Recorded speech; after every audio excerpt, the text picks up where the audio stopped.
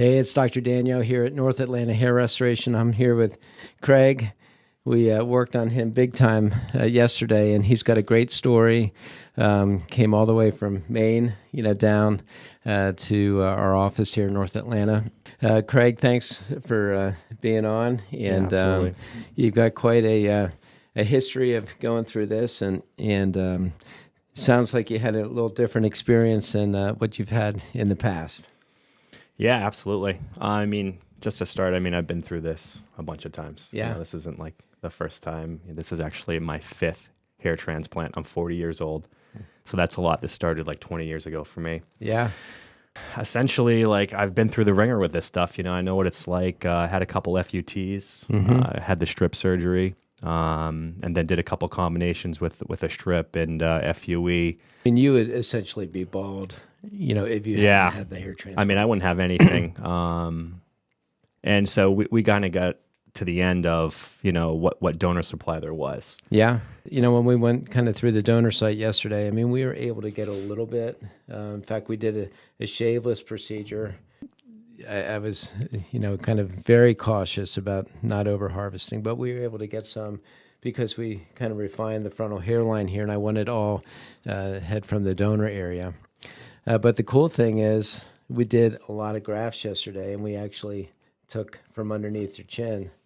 And it's a little bit red right now, but it's so much better than it looked, during the procedure when you left last night. And then this morning we got you all cleaned up, and it looks great. Yeah, it's a big difference. When you didn't have much donor hair, this was the way to go. Yeah. And I took the time to do some research and kind of was like, hey, the results I had in the last few transplants haven't been what I wanted. 40 years old, you want more hair, you want to have that vitality, looking great as you get older. Sure. How did you find us? We talked about your journey. How did you found us online, obviously? Yeah, I found you online, and it was actually with beard transplantations, and I started going through and reading Google reviews and kind of like finding my way through all that. It was a ton of research, but the podcast that you have, the YouTube videos, all of that stuff that you put out there for your patients or prospective patients helped out big time. Now, from an extraction standpoint, were you kind of freaked out about the beard, like the numbing process? And no, I've been through it. Of course, you feel a little tingling in the beginning as you start those things, obviously, to get the numbing going. But it's from that point, it's literally, it's not bad at all. It was easy. It's easy peasy. Yeah. Yeah, and really, the beard, it's unbelievable. It's by tomorrow, almost everything will be contracted. The thing about when you extract from the beard, there's really not a lot of stress lines, pulling the wound apart, and you have so much elastic collagen under your face that those wounds just kind of pucker up.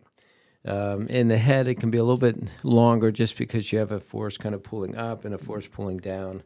But that's going to heal up fast as well.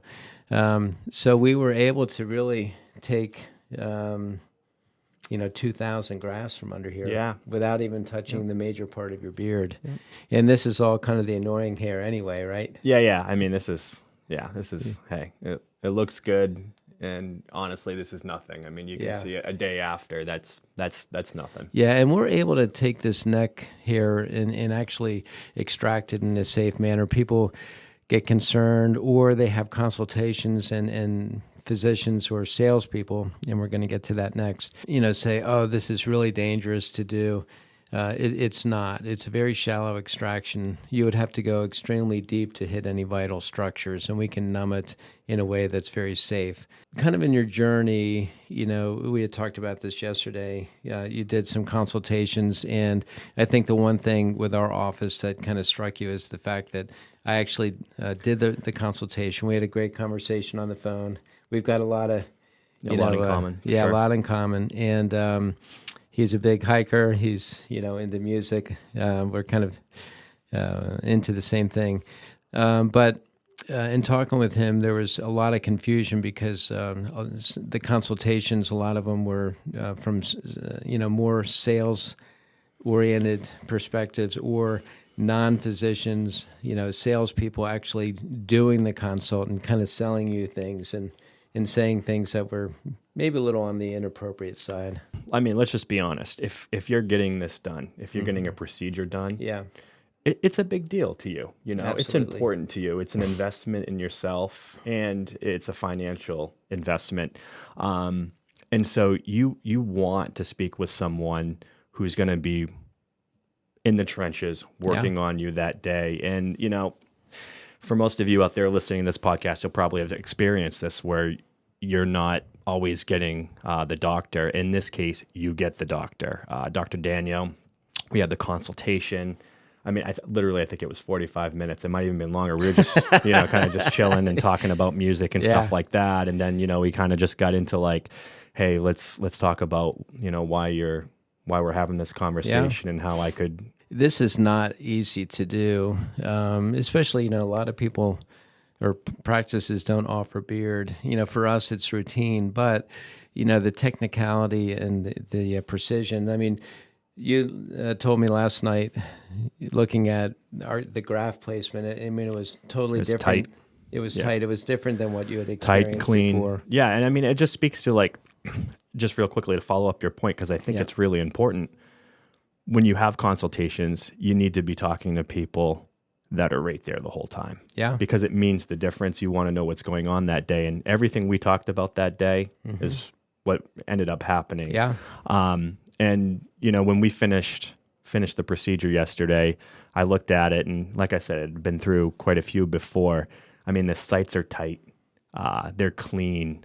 And they look amazing. And I was shocked by that. Well, we use the pen implanters and different than doing surgical slits and having technicians place. And, you know, the pen implanters allow me as a physician to actually place the grafts, or, you know, Kaylee, my physician's assistant, we work together. Yeah, you guys crushed that. Oh, yeah. Yeah. Yeah, and so we work together and kind of take this really long case and kind of have fun with it and make it a kind of an enjoyable day. The other thing is numbing-wise, I mean, towards the end, you had a little bit of the numbing coming back, but, I mean, it was pretty solid. If anyone tells you that there's zero pain in a transplant procedure, that's not accurate, and you should run away from anyone who says that. There's always a tiny bit as the numbing happens, and it was very minimal.